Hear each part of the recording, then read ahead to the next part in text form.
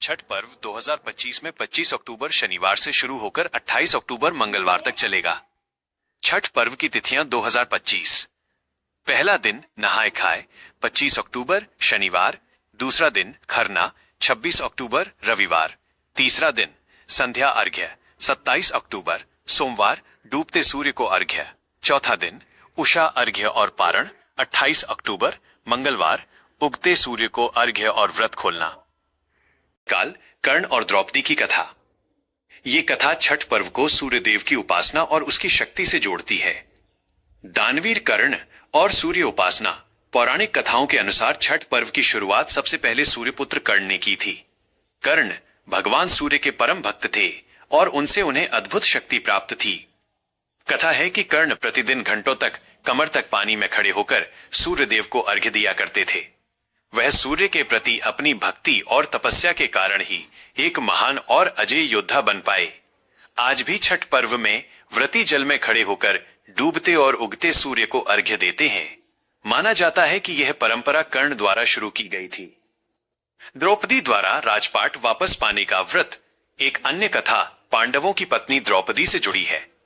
कौरवों द्वारा जुए में अपना सारा राजपाट हार जाने के बाद पांडव और द्रौपदी वन वन भटक रहे थे। जब पांडव अत्यंत कष्ट में थे और उनकी परेशानियां बढ़ती जा रही थीं, तब द्रौपदी ने महर्षि धौम्य की सलाह पर सूर्यदेव और छठी मैया का व्रत रखा। इस व्रत के कठोर नियमों का पालन करते हुए द्रौपदी ने सूर्यदेव की उपासना की। मान्यता है कि इस व्रत के शुभ प्रभाव से ही पांडवों को उनका खोया हुआ राजपाट और वैभव वापस मिला था और वे अपने कष्टों से मुक्त हो पाए थे। श्री राम और माता सीता की कथा। रामायण काल में भी सूर्य उपासना का महत्व बताया गया है। कथा के अनुसार लंका के राजा रावण का वध करने के बाद जब भगवान राम और माता सीता अयोध्या लौटे, तब उन्होंने राम राज्य की स्थापना के लिए कार्तिक शुक्ल षष्ठी के दिन सूर्य देव की उपासना की थी। माता सीता ने स्वयं सूर्य देव और छठी मैया का व्रत रखा था, जिससे उन्हें लव और कुश जैसे तेजस्वी पुत्र प्राप्त हुए। यह व्रत भी छठ पर्व के रूप में प्रसिद्ध हुआ। इन सभी कथाओं का सार यही है कि छठ पर्व संयम, पवित्रता, प्रकृति के प्रति आभार और सूर्य की जीवनदायिनी शक्ति की आराधना का महापर्व है। छठ पर्व से जुड़ी एक और विस्तृत और लोक प्रचलित कथा त्रेता युग में माता सीता से जुड़ी है। यह कथा बिहार के मुंगेर जिले में स्थित सीताचरण मंदिर के महत्व को भी बताती है। 4. मुंगेर में माता सीता द्वारा पहला छठ व्रत। यह कथा इस बात पर प्रकाश डालती है कि छठ पर्व का संबंध केवल संतान या स्वास्थ्य से ही नहीं, बल्कि कर्मों के दोष से मुक्ति और राम राज्य की स्थापना से भी है।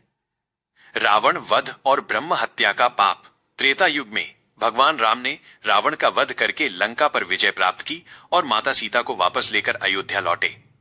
लेकिन रावण एक प्रकांड ज्ञानी और परम शिव भक्त ब्राह्मण था। इसलिए रावण का वध करने पर भगवान राम को ब्रह्म हत्या का पाप लगा। इस पाप से मुक्ति पाने और पृथ्वी पर धर्म एवं न्याय का राम राज्य स्थापित करने के लिए भगवान राम को बड़े बड़े ऋषि मुनियों के आदेश पर राजसूय यज्ञ करने का निश्चय किया। मुद्गल ऋषि की सलाह।